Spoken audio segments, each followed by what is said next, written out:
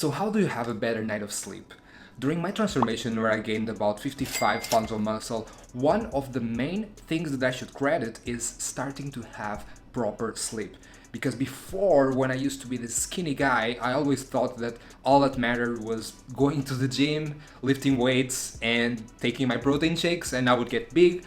But a lot of the recovery happens during those 8 hours of the night where you are resting. You can be building more muscle, you can be losing more fat if you are having proper rest. I am not against caffeine, pre-workouts are fine, coffee as well, but they should be timed properly, okay? You should not be having any caffeine 6 hours before you want to go to sleep. And other kinds of drinks, water, juice, whatever, you shouldn't be having them 3 hours before you want to go to sleep, because otherwise your sleep will be interrupted, probably because you have to go to the bathroom in the middle of the night. The last drink that you should have during the day if you want a good night of sleep is chamomile tea. Chamomile tea has this antioxidant called epigenin. It has some properties that improve your quality of sleep. I personally like to make the tea before so that by dinner time it's not hot anymore and I have this really good iced tea.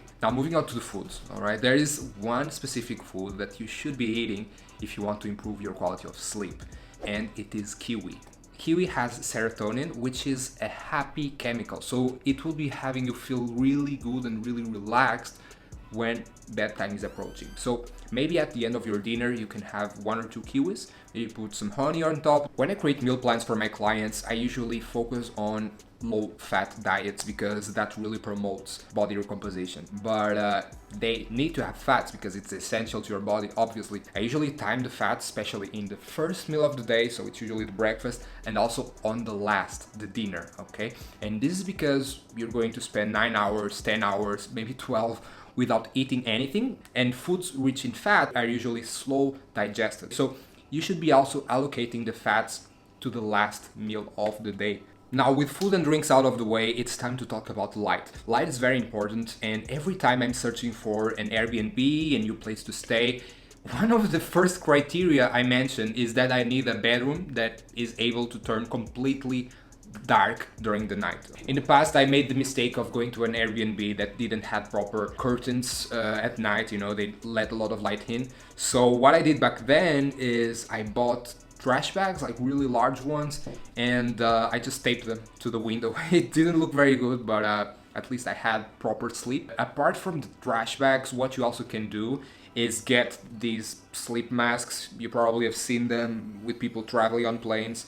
Apart from that, 3 hours before bed, you should make sure that the lights on your house are not very bright, okay? Maybe you only turn on a few lights on the kitchen, on the living room, bedroom, whatever, but really warm lights if possible and not very strong, because you are signaling your body that sleep time is approaching. Now, since we are talking about lights, let's talk about one of the main causes of people not being able to sleep: electronic devices, okay? Probably your laptop and your phone. These are okay to use after dinner time and a little bit before bed, but you should do it properly, all right? The main thing I recommend first is setting up both your phone and your laptop to turn on night mode 3 hours before bed, okay? And on your iPhone, for example, there is a setting that you can turn on in order for your screen to turn a little more orangey, and it's not going to be so strong on your eyes because it's going to like block the blue light. And on your computer, there's a setting where you can do that as well. It's on the MacBook Pro, which is the one I use, but if you are using either Android or Windows, you can download an app called Flux, and it will pretty much serve the same effect. After sunset, the screen starts dimming down, starts being less strong on your eyes, and it's not gonna interfere so much with your sleep schedule. I like to use blue light blocking glasses, okay? These are not because I have any problem with my vision or anything. It simply serves the purpose of blocking blue light where I'm on my phone or on the computer after dinner, okay? A few hours before bed.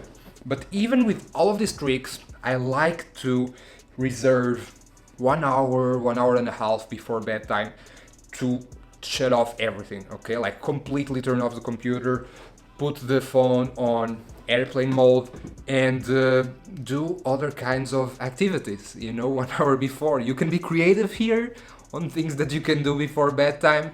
Some examples might be reading a book, journaling. I really like writing down things, you know, about my day or stuff before bed, listening to an audiobook, you know, shaving. There's countless things that you can do that don't involve looking at the screen, so I highly recommend doing those. Now, moving on to temperature, that's also very important, and one of the reasons why I like staying in the living room before bedtime is because I like to get to the bed and it really has that fresh feeling, you know, when you first get inside the bed. Because if you're staying in the bed before bedtime, you know, like 2 hours, 3 hours before, the bed gets kind of warm, you know what I mean? You don't get that fresh feeling. Apart from that, if you have AC, make sure that it is below 26 degrees. Another important factor, obviously, it's noise. I personally like to use these earplugs, but I don't use them every day. I only use them on certain situations where maybe there's noise outside, maybe you know, there's someone in the house working or something and I can't fall asleep.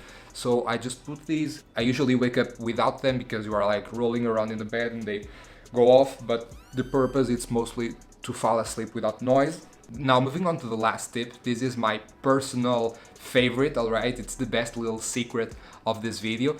If you're liking the video so far, by the way, make sure to press that subscribe button, because I know that a lot of you are watching this and you are not yet subscribed, but I guarantee you that the upcoming videos on the next weeks, you will really enjoy them and you don't want to miss them out. The last tip is actually related to the alarm clocks. A lot of alarm clocks suck. They stress you out. Like, a lot of them is like a damn alarm from a bank that's been robbed or something. If you follow all the tips that I gave you so far, you won't have a problem waking up because you will have a restful night of sleep. So once that is out of the way, you don't need to have this stressful alarm. I personally, on my phone, like to use sounds of nature. For example, like to have birds. You would be amazed on how much more relaxed I am, especially during the morning in comparison to before, when I woke up with those crazy alarms that come with your phone. Make sure to DM me on Instagram if you want me to send you a link to download some of these more calm alarms.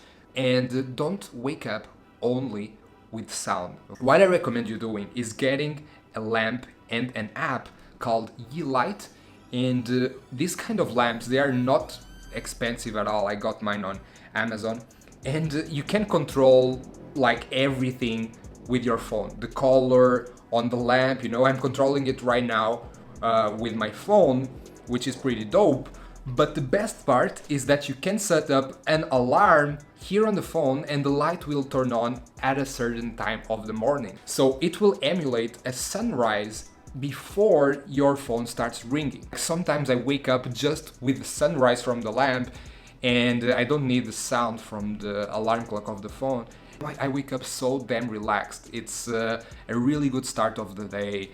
I feel much more refreshed in the morning. I don't have that tiredness feeling that you get by waking up abruptly. So I highly recommend getting one of these. And guys, make sure you drop down below in the comments your favorite tip of the video. And also, if you have an extra tip or some thoughts on this topic, make sure you drop them there as well. And apart from that, I'll see you next week.